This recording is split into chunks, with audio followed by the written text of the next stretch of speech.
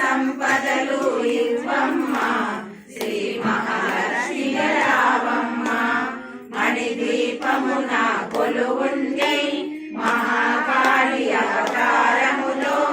మహిషాసురుని చంపితివి ముల్లోకాలను ఏలితివి పసిడి వెన్నెల కాంతులలో పట్టు వస్త్రపు ధారణలో పారిజాతము మాలలలో పార్వతి దేవిగా వచ్చితివి రక్త వస్త్రము ధరించి రణరంగమున ప్రవేశించి రక్త బీజుని హతమార్చి రమ్యక వర్ధిని వైనావు కార్తికేయుని మాతవుగా